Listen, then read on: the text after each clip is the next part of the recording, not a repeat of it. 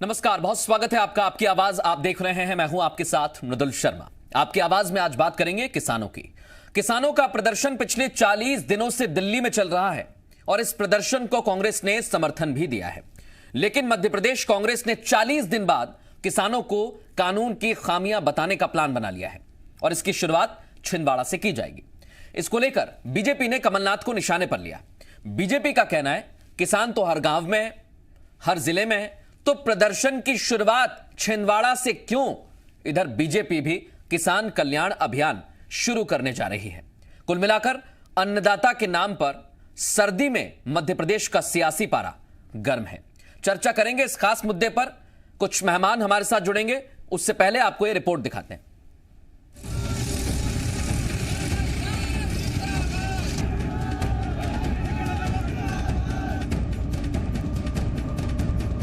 दिल्ली में लगातार किसानों का प्रदर्शन जारी है।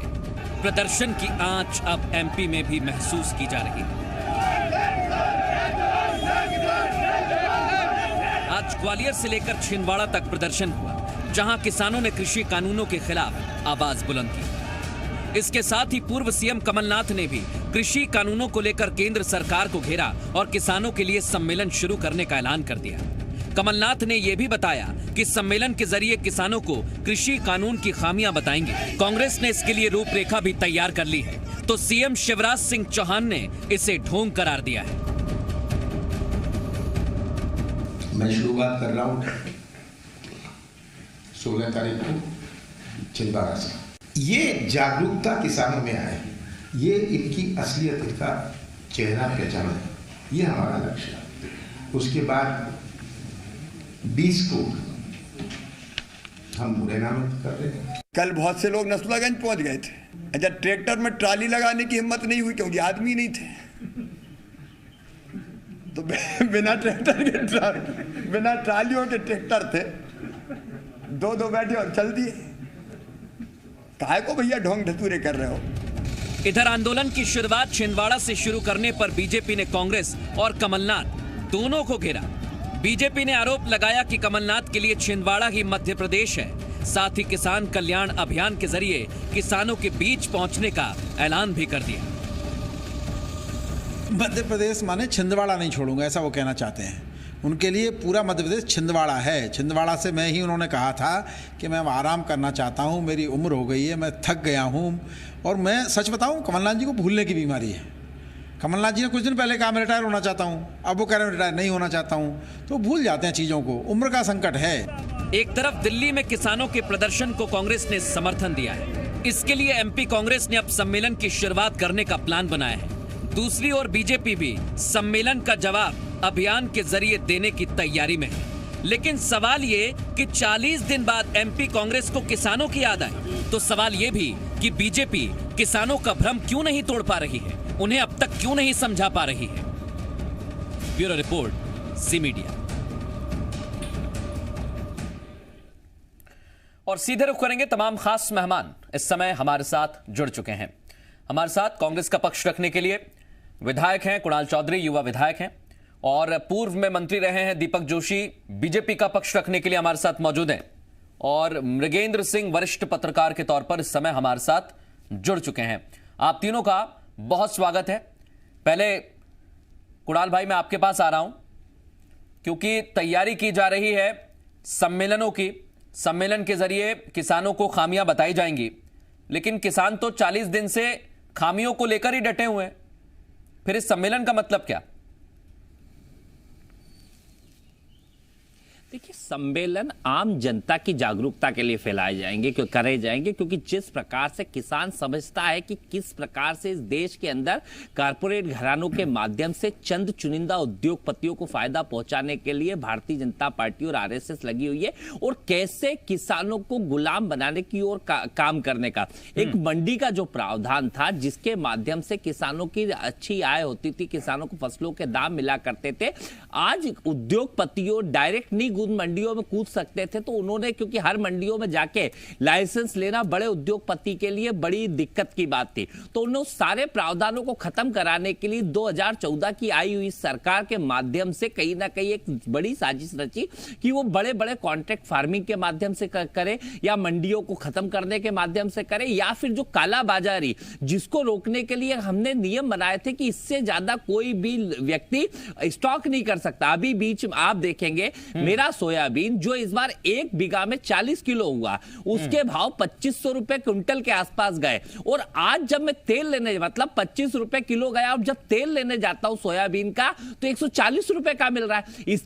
परिस्थितियां हो क्या रही है? जब मनमोहन सिंह जी थे, जब 4800 से 5000 रुपए क्विंटल सोयाबीन जाता था, तब 60 से 70 रुपए का वहां पे सोयाबीन का तेल मिला करता था। आज जिस आपने दो चीजें उठाई, मैं एक एक करके दोनों चीज आपसे पूछता हूं, फिर मैं दीपक जोशी जी का रुख करूंगा।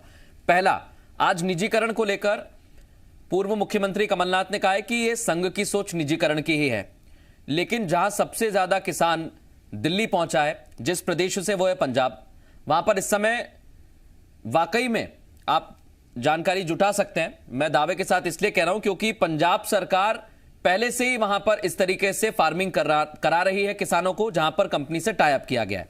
दूसरा, जो आपने महत्वपूर्ण पॉइंट उठाया कि जो भंडारण है उसकी व्यवस्था को लेकर बीजेपी ने कृषि कानूनों में जो लिमिट खत्म की है, उससे किसानों को दिक्कत होगी।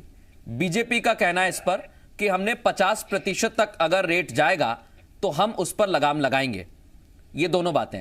पहला मेरे सवाल का जवाब, उसके बाद में आपका जो सवाल है वो दीपक जोशी जी से पूछूंगा। पहली बात, देखिए, पहली बात, हमने इस देश में जितने पीएसयूज बनाए उनका विरोध भारतीय जनता पार्टी ने करा, और आज उन्हें एक एक करके बेचने का काम करी, चाहे गेल हो, चाहे भेल हो, अलग अलग संस्थानों को बेचने के लिए रोज आप देखते हैं कि कहीं ना कहीं बड़ी बड़ी पीएसयूज को बेचने का काम, जो सरकारी उपक्रम है जिनको सामाजिक उससे और एक इस तरीके से बनाया गया, और आज चंद चुनिंदा उद्योगपति, सारी जगह बस चंद जो इकोनॉमी हिंदुस्तान की रहेगी वो चंद उद्योगपतियों के हाथ में रहेगी। 10% इंडस्ट्रीज ऑलरेडी वहां पर कर रही है फार्मिंग किसानों के साथ जी। पेप्सी को भी वहां पर फार्मिंग कर रही है पंजाब में।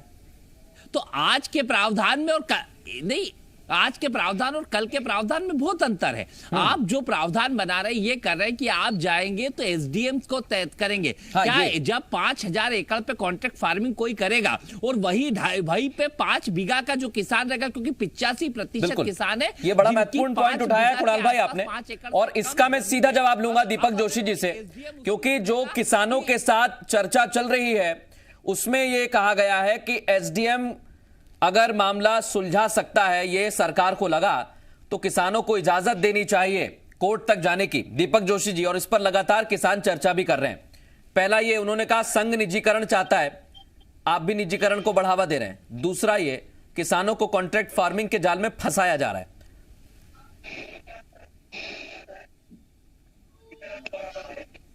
नहीं, कुणाल जी ने अभी कॉन्ट्रैक्ट फार्मिंग की बात की। मध्य प्रदेश में कॉन्ट्रैक्ट फार्मिंग की शुरुआत 10 साल पहले छिंदवाड़ा में नहीं हुई थी क्या?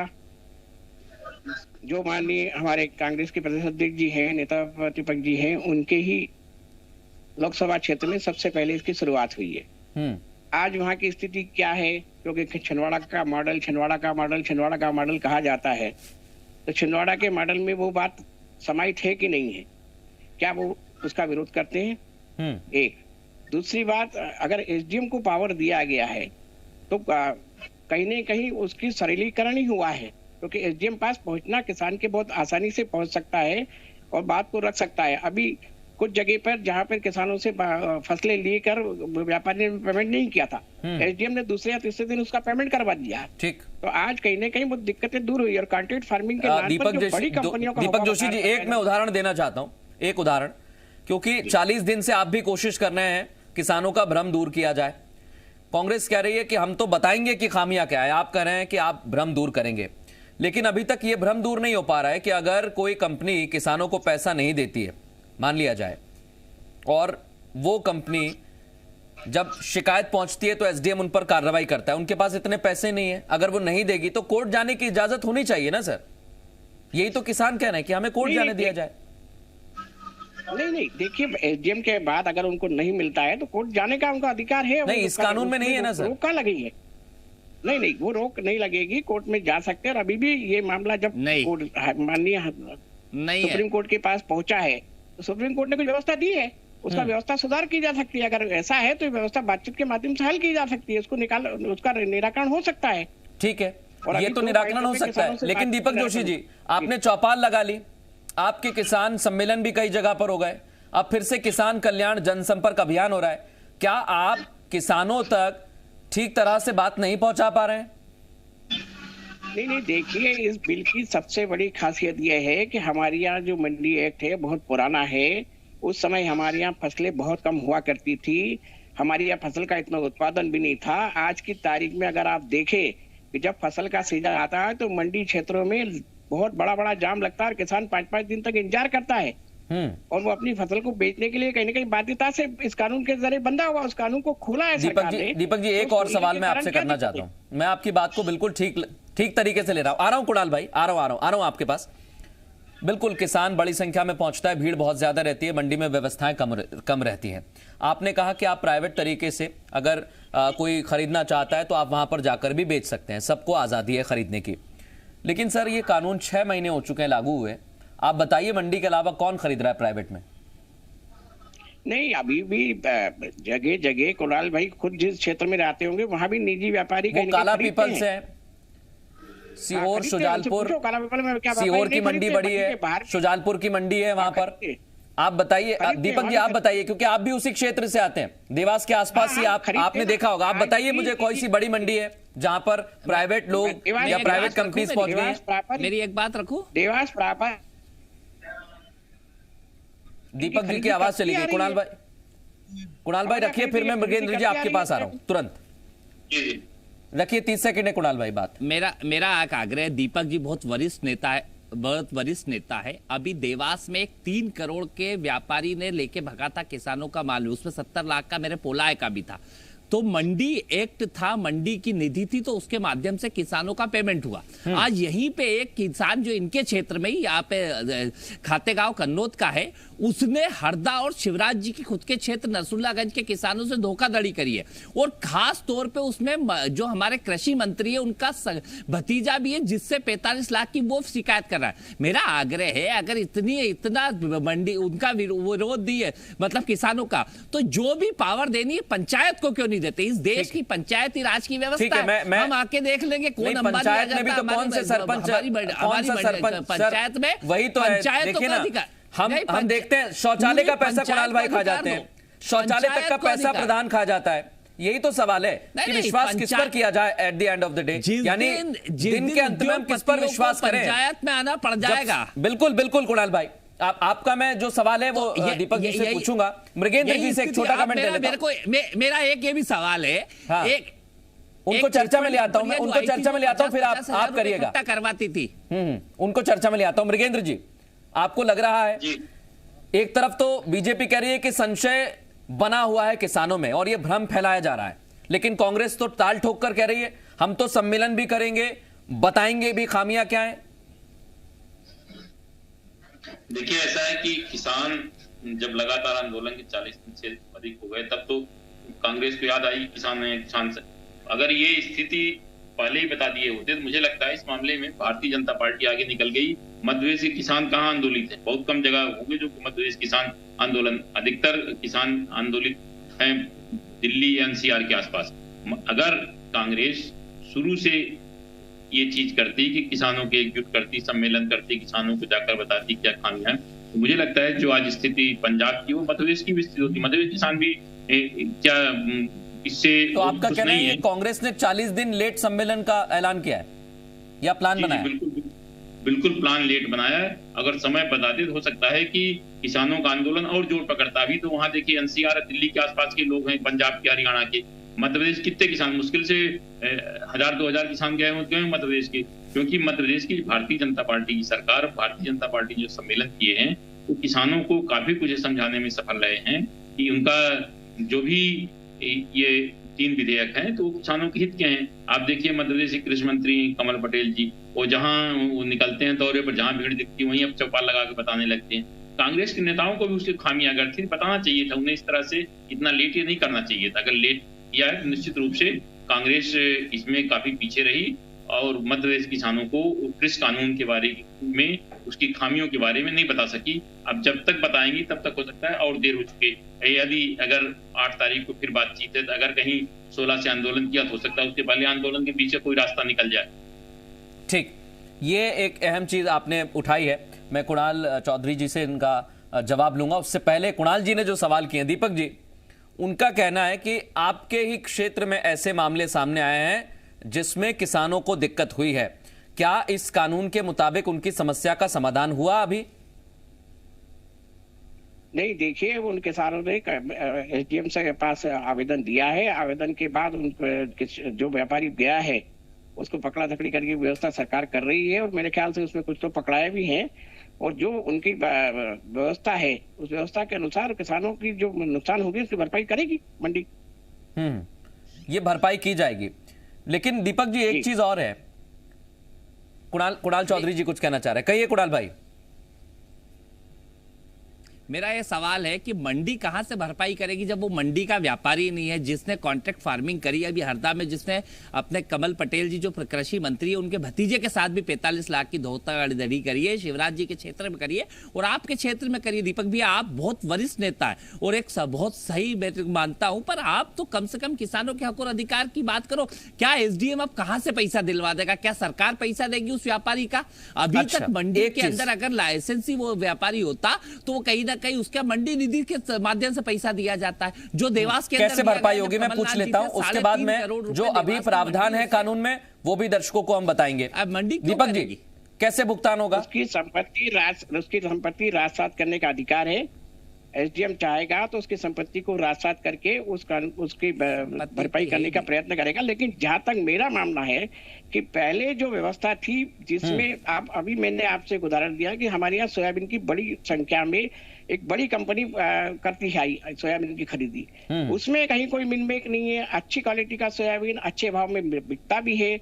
लेकिन जहां कहीं न कहीं किसानों को धोखाधड़ी करने का जो कारण बनता है वो इक्का दुक्का वो लोग बनते हैं जो जिनसे बचाने के लिए सरकार ने किसान को ऑप्शन दिया है कि वो मृगेंद्र जी ने जैसा कहा कि कुणाल भाई आप लेट हो गए, मृगेंद्र जी ने इस बात को कोट किया कि आपको पहले करना चाहिए था सम्मेलन। दीपक ने बहुत अच्छी कही। आप कहिए अपनी बात कहिए। आज क्या है, व्यापारी भी खरीद रहा है और बाहर का वो भी कर रहा है, वो दोनों खरीद रहे हैं। जब दो ऑप्शन किसान के पास है तो दोनों अच्छे भाव देंगे। जब वहां पे मार्केट में कंपटीशन रहेगा, जब मंडियां खत्म हो जाएगी, जो परफेक्ट यहाँ पे कहीं नहीं बिकेगा तो या तो बेच ही देंगे। जब वो जगह खत्म हो जाएगी तो फिर व्यापारी तो एक बार लेगा संभावनाओं पर अभी अगली बार लेगा 3500 के भाव में, तीसरी बार कहेगा कि 2000 पे दोगे तो लेना हो तो देना हो तो दो, नहीं तो कि अपने घर चले जाओ। ये संभावनाओं पर प्रदर्शन है, संभावनाओं के साथ एक डर भी है। मृगेंद्र जी से जवाब लूं, दीपक जी कुछ कहना चाह रहे हैं, कहिए सर, फिर उसके बाद मृगेंद्र जी के पास जाऊंगा। कहिए दीपक जी। नहीं, देखिए जय कुणाल जी ने जो बात उठाई है उस बात में उन्होंने कहा कि दो पार्टियां अगर खरीदती है तो उसमें क्या दिक्कत है। एक पार्टी मैंने कहा कि पूरे भारत लेवल की एक पार्टी, राष्ट्रीय स्तर की पार्टी है जिसने सोयाबीन की खरीदी करती है, मालवा क्षेत्र में अच्छे से खरीदी हो रही है। दूसरी एक लोकल पार्टी है जिसके कारण किसान को दिक्कत गई। तो इस दिक्कत को दूर करने के लिए क्योंकि किसान को तत्काल पैसे की जरूरत होती है और पैसे की जरूरत होने के कारण वो कहीं न कहीं उस जगह पहुंच जाता है। दीपक जी, ये बात, यही तो हमारा सवाल है कि 40 दिन से आप नहीं समझा पा रहे। अगर आप समझा रहे होते तो क्या फिर दिल्ली में प्रदर्शन हो रहा होता? आज ग्वालियर में भी ट्रैक्टर रैली निकली है। जैसा कि मगेन भाई ने कहा कि पूरे हिंदुस्तान में किसान कहीं न कहीं इसके पक्ष में है। सिर्फ आपने जिस शुरुआत में आपने कहा था कि पंजाब जहाँ बड़े व्यापक पैमाने पे ये चीजों की व्यवस्था की शुरुआत, बिल्कुल मैं मृगेंद्र जी की उस बात को ही कोट कर रहा हूं क्योंकि मृगेंद्र जी ने कहा, मृगेंद्र जी का संपर्क टूट गया इसलिए हम उनसे सवाल नहीं ले पाएंगे। बहुत शुक्रिया आप तीनों का इस खास चर्चा में शामिल होने के लिए। प्रधानमंत्री एक तरफ कहते हैं कि ये बिल किसानों के फायदे में है, उधर कांग्रेस की तैयारी है कि वो इस कृषि कानून की खामियां बताएगी। अब देखना होगा मध्य प्रदेश में किसानों को लेकर सियासी पारा कहां तक गर्म होता है, क्योंकि इस बीच किसानों की बैठक भी सरकार के साथ होने वाली है।